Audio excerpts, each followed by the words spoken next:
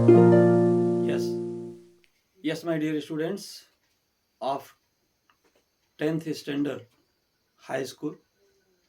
Dear students, on your desire, today I am present with you through biome, educational and spiritual science classes. Dear students, जैसा आपने अपेक्षा की थी कि sir exam नज़दीक है, थोड़ा सा रिप्रोडक्शन के बारे में आप हाईलाइट कर दें, तो बेस्ट वे यही था कि इस चैनल के थ्रू आपके पास हम पहुंच सकें और आपके प्रॉब्लम को हम सॉल्व कर सकें। और देखिए कहाँ तक कितना आपका प्रॉब्लम सॉल्व कर सकते हैं और आप कितना इसका एडवांटेज बेनिफिट ले सकते हैं। It depends on you and what can I do for you, it depends on me. Okay, let us share about reproduction. Dear students, reproduction but high school के क्लास में इस चैप्टर का lesson का नाम है हाउ डू ऑर्गेनिज्म रिप्रोड्यूस, जीव कैसे उत्पन्न होते हैं। तो इस बात को जानने के लिए सबसे पहले हम जरा वर्ड पे ध्यान दें। वर्ड है रिप्रोडक्शन, री प्लस प्रोडक्शन, री प्लस प्रोडक्शन। ये शब्द जितना इजी है और इसको फील करके लाइफ में जो हम लोग इस प्रोसेस को अडॉप्ट करते हैं वह जितना एंजॉयफुल है, मैं समझता हूँ इसका नॉलेज कहीं उससे बेहतर नॉलेजेबल है। आइए हम लोग इसको जो है देखें। तो डियर स्टूडेंट, आपको जानना चाहिए कि रिप्रोडक्शन शब्द का जब हम एनालिसिस करते हैं तो प्रोडक्शन पहले आता है, री बाद में। यहाँ पर री पहले है, प्रोडक्शन बाद में। मीन्स प्रोडक्शन उत्पादन और री माने पुनः उत्पादन। तो यहाँ पर रिप्रोडक्शन का मीनिंग क्या है? दरअसल इस शब्द को जितना बढ़िया है, इसका रहस्य मिस्ट्री हम लोग जब हम सेल थियरी में रूडोल्फ विर्चो ने जो सिद्धांत दिया था 1855 में, जब हम उसके थियरी को एनालिसिस करते हैं तो हमें रिप्रोडक्शन का अर्थ अच्छी तरह समझ में आ जाता है। रिप्रोडक्शन, उन्होंने रूडोल्फ विर्चो ने कहा ओमनिस सेलुला ई सेलुला, जिसका मतलब क्या है? इंग्लिश मीनिंग इसकी है कि every organism in this nature reproduce from pre existing living cell या लिविंग ऑर्गेनिज्म। रूडोल्फ विर्चो ने क्या कहा? इस दुनिया में कोई भी जीव पहले से उपस्थित किसी जीव से क्या होता है? ही उत्पन्न होता है, प्रोड्यूस होता है। तो जब कोई जीव पहले से ही, कोई लिविंग पहले से ही इस अर्थ पर एग्जिस्ट कर रहा है, जरा सोचने की बात है, वो कैसे अर्थ पे आया होगा? माने कहीं से उसका प्रोडक्शन हुआ होगा। तो यहां मतलब ये हुआ कि the thing, the living that is all right produced in this nature and exist in this nature, when such type of organism again reproduces any livings through himself या itself, this is known as the reproduction। means produced के द्वारा, जो alright produced हो चुका है उसके द्वारा फिर से प्रोड्यूस करना रिप्रोड्यूस कहलाएगा, रिप्रोडक्शन कहलाएगा। ठीक है, तो इस दुनिया में कोई भी जीव जो पहले से प्रोड्यूस हो चुका है उसके द्वारा फिर से प्रोडक्शन का प्रोसेस एडॉप्ट करना, वो रिप्रोडक्शन है। अब प्रश्न आया कि रिप्रोडक्शन है क्या? तो इसके बारे में हम लोग, बड़ा इंटरेस्टिंग पॉइंट है, इसके बारे में अब हम लोग क्या काम करेंगे। यहां तक तो आप समझ गए और मैं समझता हूं इसको आप लिख भी चुके होंगे। ठीक है, न लिखे हों तो छोटा सा स्क्रीनशॉट ले लीजिए ताकि इसको हम डिलीट करें और बाकी की बात करें। ठीक है, ओके, 1 2 3, यस। तो ये देखिए, ये तो रूडोल्फ विर्चो की थ्योरी खत्म हुई। अब हम चलते हैं कि रिप्रोडक्शन क्या है। तो रिप्रोडक्शन क्लियर हो गया कि रिप्रोडक्शन वर्ड का मतलब क्या हुआ। ठीक, अब हम देखेंगे कि रिप्रोडक्शन इंक्लूड क्या करता है। एक एक करके हम इंट्रोगेशन, साइन ऑफ इंट्रोगेशन लगाते जाएंगे, आंसर आता जाएगा और रिप्रोडक्शन का कॉन्सेप्ट क्लियर होता जाएगा।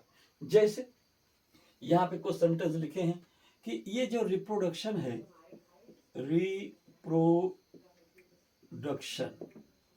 प्रजनन, हिंदी में इसके लिए शब्द आता है प्रजनन। तो सबसे पहला इसमें एक क्वेश्चन आता है कि रिप्रोडक्शन क्या है। पहला हम व्हाट का आंसर लेते हैं कि रिप्रोडक्शन क्या है, व्हाट।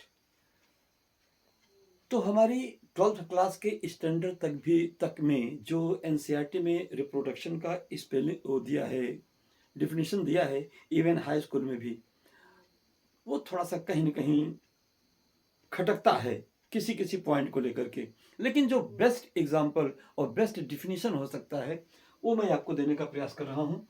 रिप्रोडक्शन क्या है, अगर इसका आंसर हम जिसको सर्च करें तो क्या होगा, reproduction is a biological process. What do mean by biological process? Biological process का means the process that occurs only in livings, that is biological process. The process that occurs only in livings to maintain their life, to sustain their life, that process is known as biological process। और biological process में बहुत सारे process हैं, जैसे 10th class के students पहले ही lesson में life process में पढ़ चुके हैं आप लोग।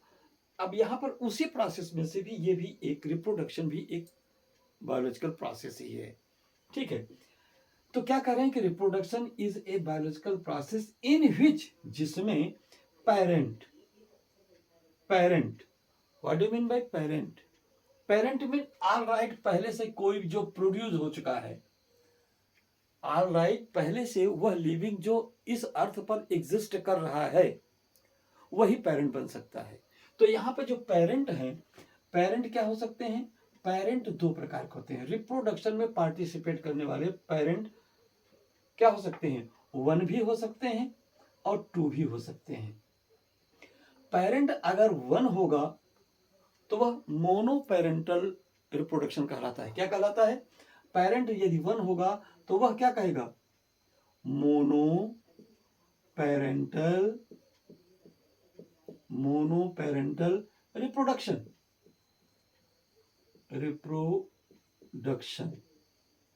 तो मोनो पेरेंटल रिप्रोडक्शन माने वह रिप्रोडक्शन जिसमें केवल एक पेरेंट, एक इंडिविजुअल रिप्रोडक्शन प्रोसेस में पार्टिसिपेट करता है, भाग लेता है, ठीक है। इस प्रकार के रिप्रोडक्शन को हम एसेक्सुअल रिप्रोडक्शन कहते हैं। एसेक्सुअल रिप्रोडक्शन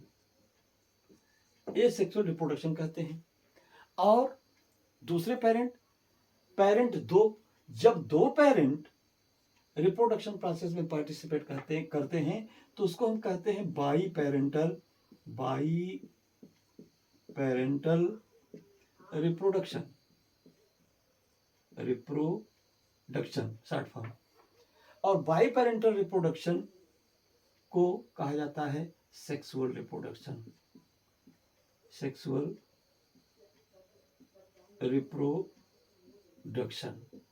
ठीक है। तो ध्यान रखिएगा, biparental monoparental reproduction is known as asexual reproduction and monoparental, या इसको मोनो को यूनि शब्द से भी लिखते हैं, यूनिपेरेंटल, मोनोपेरेंटल या uniparental, uni means 1, uniparental reproduction माने एसेक्सुअल रिप्रोडक्शन।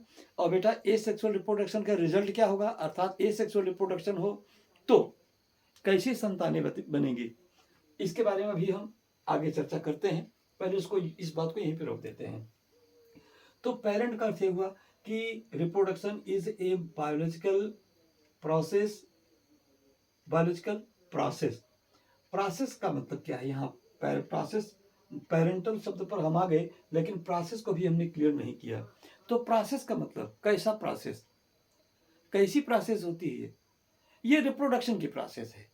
रिप्रोडक्शन के प्रोसेस में क्या होता है? रिप्रोडक्शन के प्रोसेस में हियर प्रोसेस रिफर्स टू, यहाँ पर प्रोसेस का मतलब होता है कि लिविंग्स के बॉडी में, अगर लिविंग मल्टीसेलुलर है तो उसकी बॉडी के सेल में, लिविंग यदि यूनिसेलुलर है तो उसके एक सेल में सबसे पहले जो डीएनए होता है, डीएनए क्या होता है? डीएनए ही क्या होता है? जेनेटिक मटेरियल होता है। सारे जेनेटिक सारे जीनोटिपिक और फिनोटिपिक कैरेक्टर्स को यही क्या करता है, इनहेरिट करता है, यही क्या करता है, इंक्लूड करता है, यही जो है होल्ड करता है।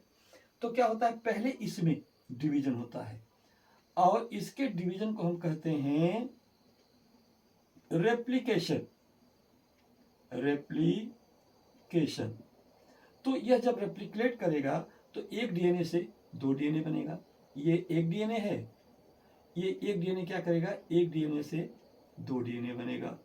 ठीक है, एक डीएनए से दो डीएनए बनेगा।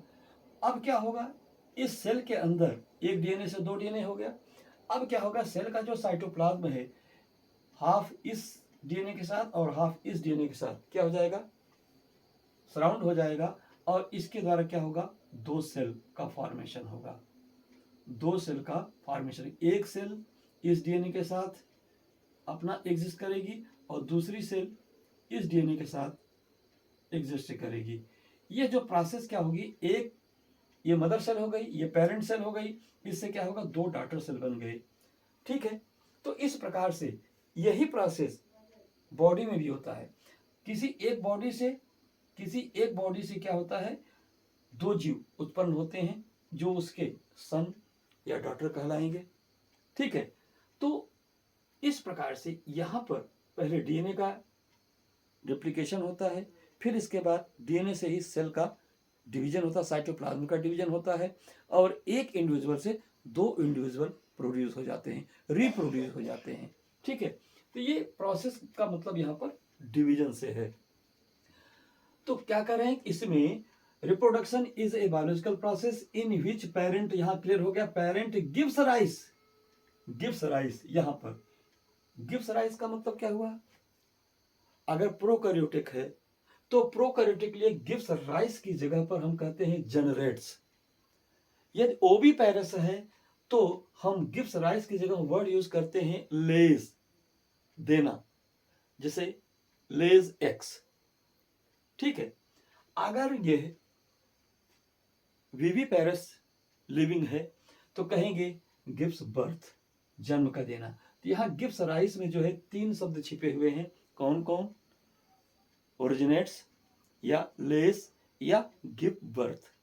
जैसा पेरेंट होगा उस ढंग से यहां पर गिव्स राइस का मीनिंग बनता है। टू एन इंडिविजुअल, यहां इंडिविजुअल किस शब्द के लिए आया, इंडिविजुअल का मतलब यहां जो दो daughter cell new young ones जो बन रहे हैं, इस इंडिविजुअल के लिए शब्द प्रयोग हुआ है। कहने का मतलब, यदि प्रोकैरियोटिक सेल में यह प्रोसेस हो रहा है तो इंडिविजुअल क्या होगा, इंडिविजुअल होगा new young one cells, generated new daughter cells. ठीक है, यदि यह प्रोकैरियोटिक नहीं है, यदि यह ओविपैरस है, मल्टी सेलुलर ऑर्गेनिज्म ओविपैरस नेचर का है, तो यहां पर इंडिविजुअल का मतलब होगा एक्स, जो अंडे देते हैं, उस इंडिविजुअल का अर्थ क्या होगा, एक्स। यदि यह विविपैरस है तो यहां पर इंडिविजुअल का मतलब होगा क्या, क्लोन या ऑफस्प्रिंग। क्लोन किस संदर्भ में, यदि यूनिपेरेंटल रिप्रोडक्शन हो रहा है तो यूनिपेरेंटल रिप्रोडक्शन से जो इंडिविजुअल फॉर्म होगा वो क्लोन होगा। क्लोन क्या होते हैं, क्लोन वो होते हैं ऐसे इंडिविजुअल, ऐसे यंग वंश, ऐसी संतानें जो अपने पेरेंट के एग्जैक्ट कॉपी होती हैं, एग्जैक्ट सिमिलर होती हैं। आइडेंटिकल वर्ड यूज होता है, identical to their parents.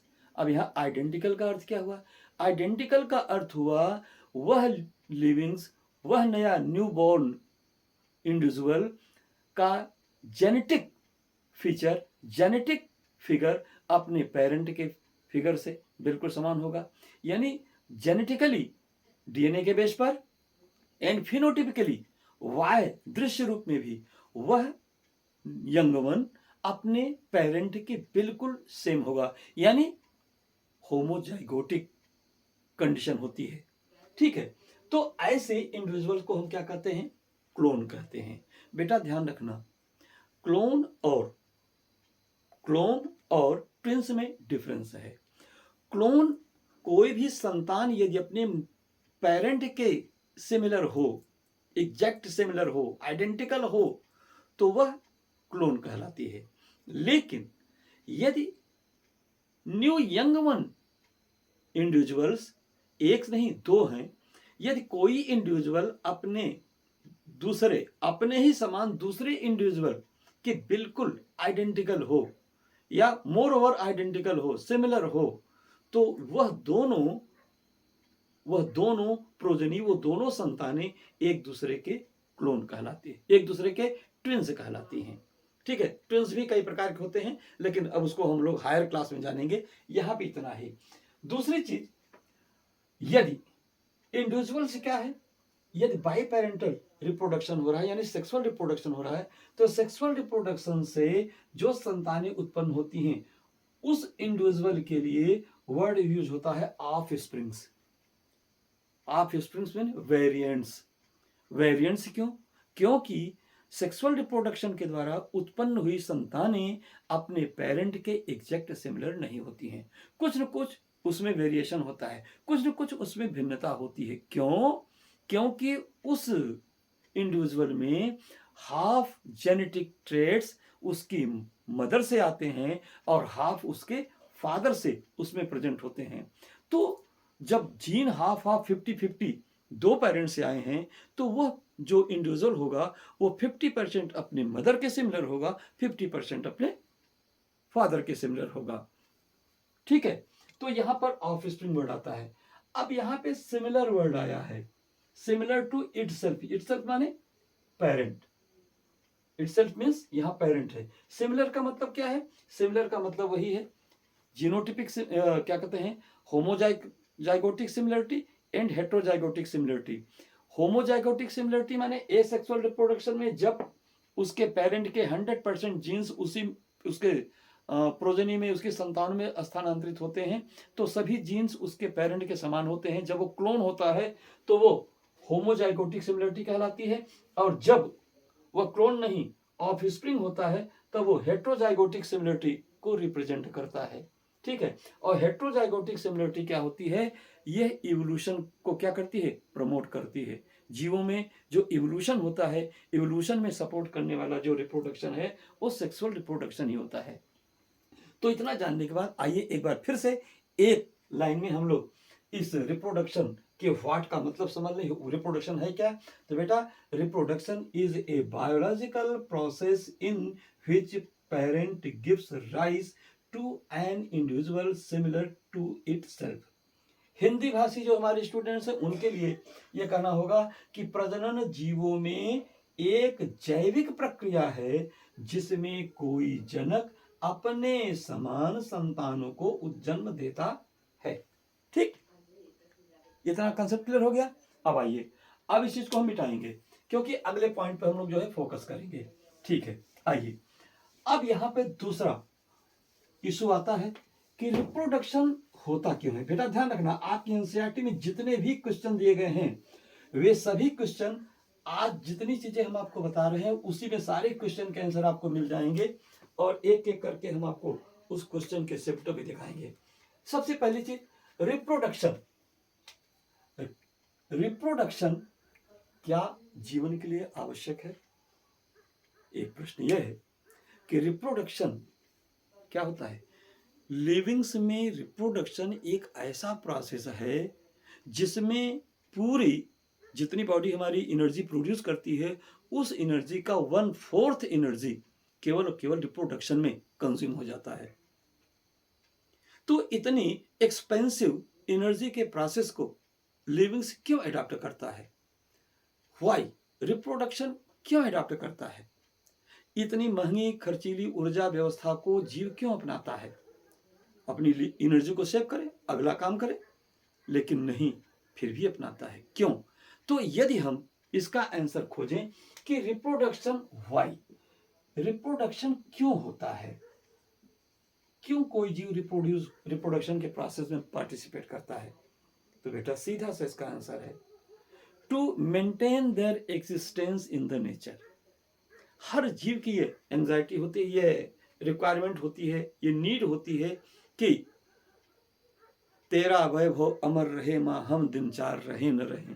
Means, हे धरती माँ, हम रहें न रहें, लेकिन तेरे रिसोर्सेस जो यहाँ हैं, हमने जो रिसोर्सेस अपने जरिए उत्पन्न किए हैं, हम चाहते हैं कि हमारे न रहने के बाद हमारी संतानें इसका उपभोग करें। ठीक है? तो इसलिए इस दुनिया में जितने भी लिविंग्स हैं, हर लिविंग्स का नेचर होता है वो अपने एग्जिस्टेंस को, अपने अस्तित्व को इस धरती पर बनाए रखने के लिए इस महंगी बायोलॉजिकल प्रोसेस को एडॉप्ट करता है, इसमें पार्टिसिपेट करता है और अपने ही समान, एग्जैक्ट समान या थोड़ा सा भिन्नता लिए हुए संतानों को प्रजनन क्रिया के द्वारा जन्म देता है। ठीक है? तो ये वाई का आंसर हुआ। अब प्रश्न ये हुआ कि व्हेन रिप्रोडक्शन कोई भी जीव कब करता है, इस व्हेन का क्या आंसर है?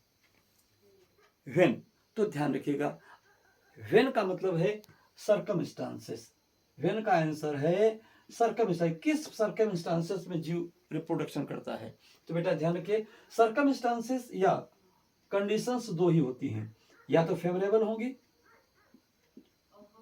या तो फेवरेबल होंगी या अनफेवरेबल होंगी, या तो अनफेवरेबल कंडीशन होगी। अब ध्यान रखिएगा, कोई भी जीव फेवरेबल कंडीशन और अनफेवरेबल कंडीशन दोनों कंडीशन में रिप्रोडक्शन करता है। किसी एक कंडीशन में ऐसा नहीं, किसी कंडीशन छोड़ दे, दोनों कंडीशन में। अब आप क्या देखेंगे, जब अनफेवरेबल कंडीशन होता है तो अनफेवरेबल कंडीशन में कोई भी जीव क्या करता है? सेक्सुअल रिप्रोडक्शन करता है, सेक्सुअल रिप्रोडक्शन करेगा। क्यों करेगा? अनफेवरेबल कंडीशन में सेक्सुअल रिप्रोडक्शन इसलिए करेगा कि जब नेचर किसी जीव के अगेंस्ट एडवर्स सिचुएशन क्रिएट करता है तो उस लिविंग का एग्जिस्टेंस खतरे में आ जाता है, डेंजर में आ जाता है। ऐसी कंडीशन में अपने को बचाने के लिए लिविंग्स के पास दो ऑप्शन होते हैं, या तो वो एसेक्सुअल रिप्रोडक्शन करे। एसेक्सुअल रिप्रोडक्शन करेगा तो उसके संतानों में वही लक्षण इनहेरिट होंगे, ट्रांसफर होंगे जो उसमें है। तो जो उसमें है, अगर वह जीव उस एडवर्स सिचुएशन में जी नहीं सकता, उसमें जीने के कैरेक्टर नहीं है, जैसे कि मान लीजिए कि मैं अगर एक ऐसा जीव हूं, या हमारे जैसे कुछ ऐसे जीव, यदि वो 60 डिग्री टेम्परेचर में सरवाइव नहीं कर सकते, मर जाएंगे, तो क्या होगा? हम कौन सा कंडीशन अडॉप्ट करेंगे? तब हम सेक्सुअल रिप्रोडक्शन करेंगे, क्योंकि सेक्सुअल रिप्रोडक्शन के समय बहुत सारे चांसेस होते हैं वेरिएशन के। जब सेक्सुअल रिप्रोडक्शन में गैमिट फ्यूजन होता है, गैमिट सेग्रीगेशन होता है, इस कंडीशन सेग्रीगेशन एंड फ्यूजन के कंडीशन में क्या होती है? बहुत ज्यादा चांसेस होती है कि नेचर के एनवायरनमेंट का इफेक्ट पड़ता है। इफेक्ट पड़ता है किसके ऊपर? उस डिवाइडिंग गैमिट्स पर, और फ्यूजन के समय भी इफेक्ट पड़ता है।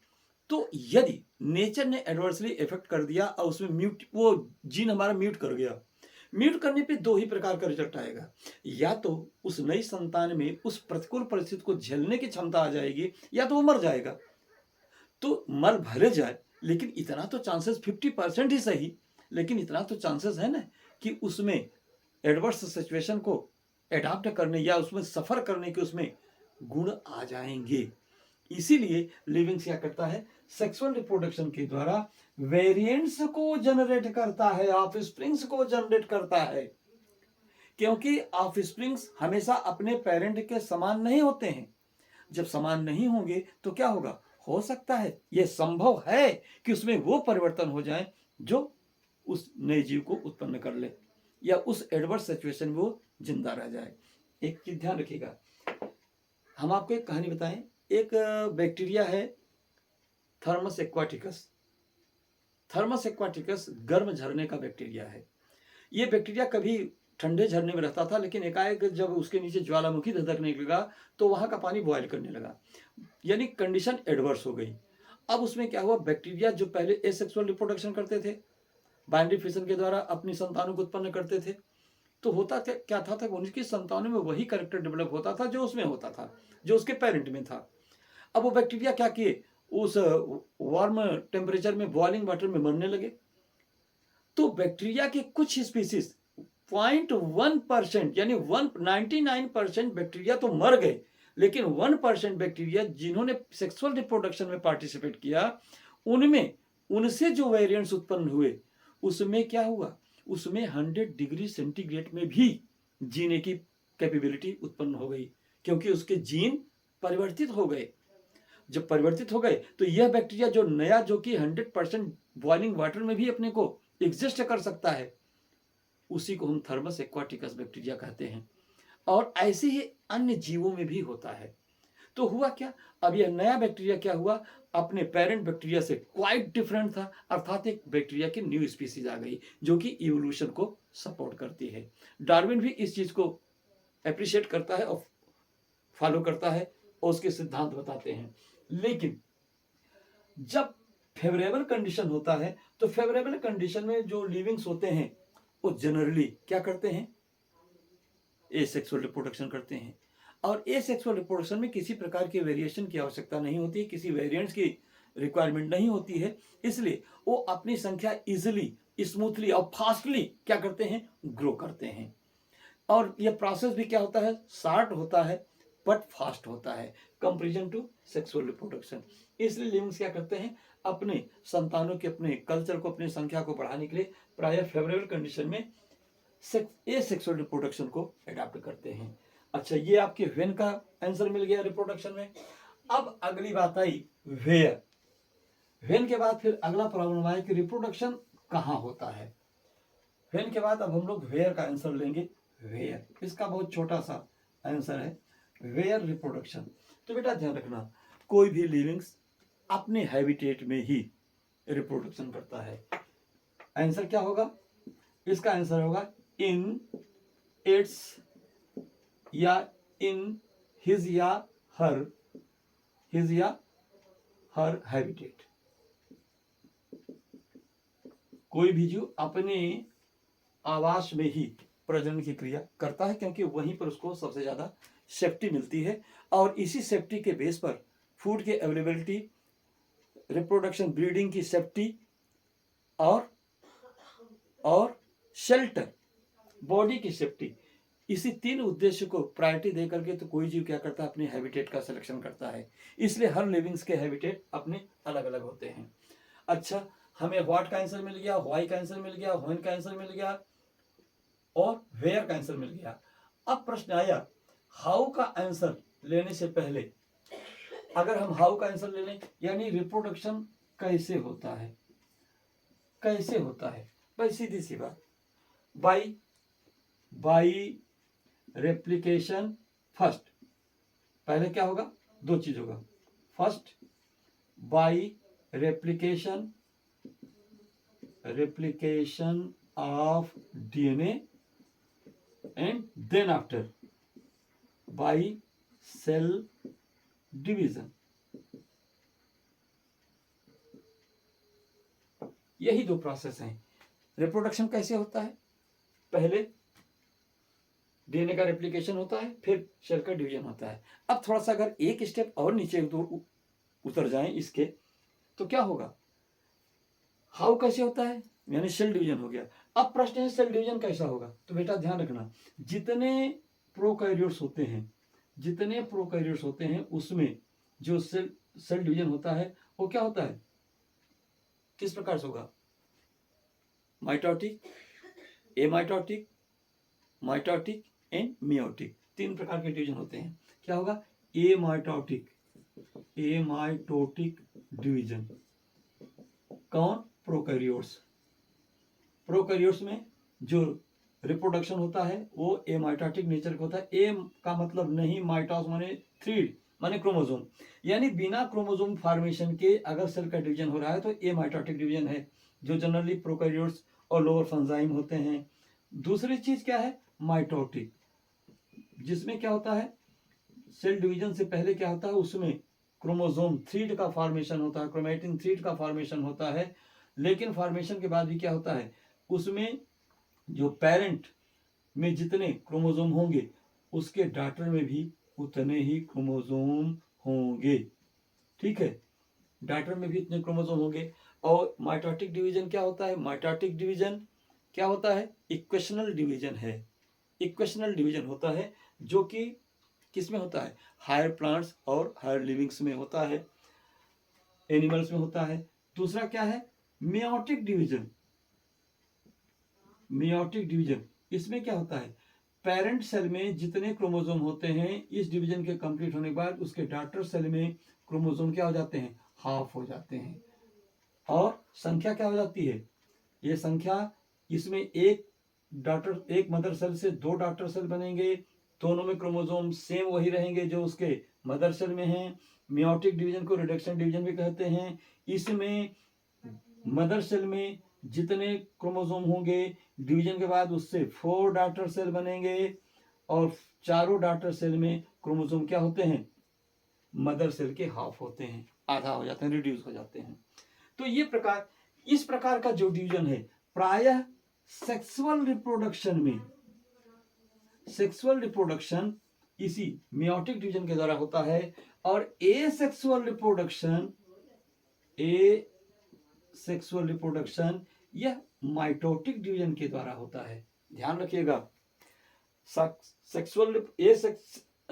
एसेक्सुअल रिप्रोडक्शन में हमेशा माइटोटिक डिवीजन के द्वारा होता है, और सेक्सुअल रिप्रोडक्शन मेयोटिक डिवीजन के द्वारा कंप्लीट होता है। ठीक है, ये हाउ का आंसर मिल गया। अब आइए, एक प्रश्न और बचता है आज के दिन के लिए, जरा उसको भी हम लोग समझ जाएं। वो प्रश्न ये है कि what type of life character is reproduction?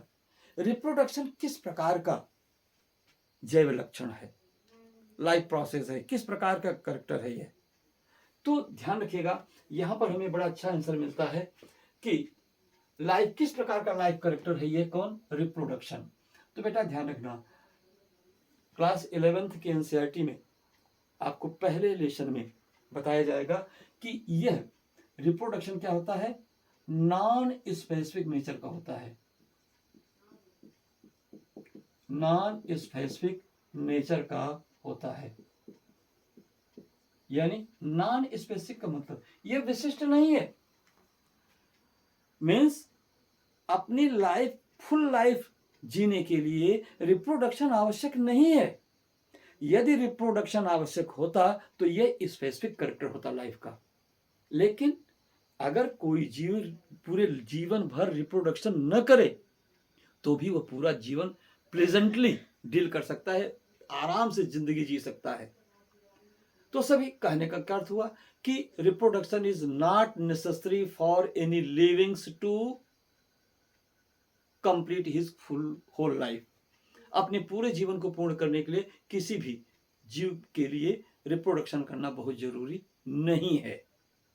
ठीक है, जैसे एग्जांपल आपको दें, जैसे आप जैसे म्यूल है, खच्चर, ये रिप्रोडक्शन नहीं करता। दूसरी चीज, अनफर्टाइल कपल, जो बांझ किस्म के दंपति होते हैं, वो भी जिंदगी भर संतानों को उत्पन्न नहीं कर पाते, फिर भी वो अच्छी तरह जिंदगी जी लेते हैं।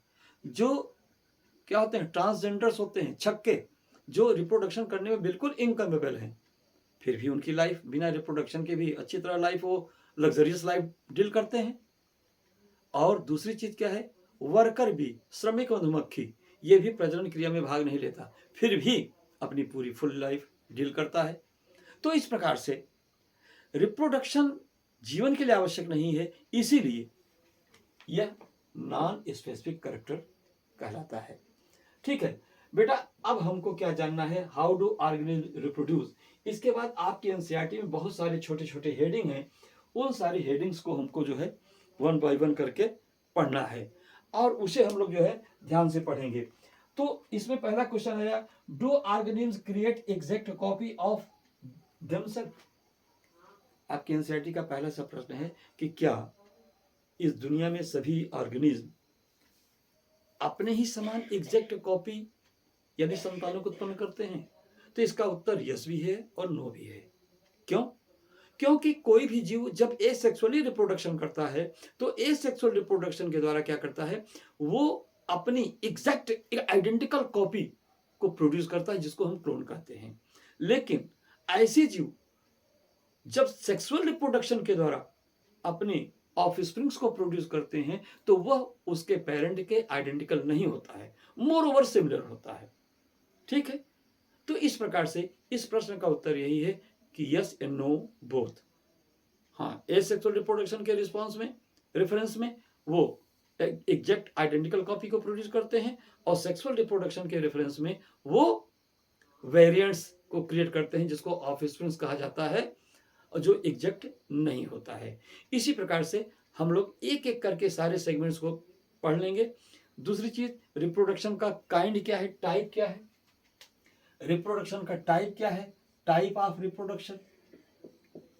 तो रिप्रोडक्शन दो प्रकार का होगा, uniparental asexual reproduction and biparental sexual reproduction. अब फिर एसेक्सुअल रिप्रोडक्शन कितने प्रकार के हैं, उसके टाइप, और सेक्सुअल रिप्रोडक्शन का क्या सिस्टम है, फिर फ्लावरिंग प्लांट्स में सेक्सुअल रिप्रोडक्शन कैसे होता है, फिर ह्यूमन में सेक्सुअल रिप्रोडक्शन कैसे होता है, फिर रिप्रोडक्टिव हेल्थ एंड डिजीज को लेकर के जान करके ये लेसन जो है खत्म होगा, जिसे हम आपको अगले लेक्चर में इसे हम आपको देंगे। यस, थैंक्स, आज के लिए बस इतना ही, थैंक यू।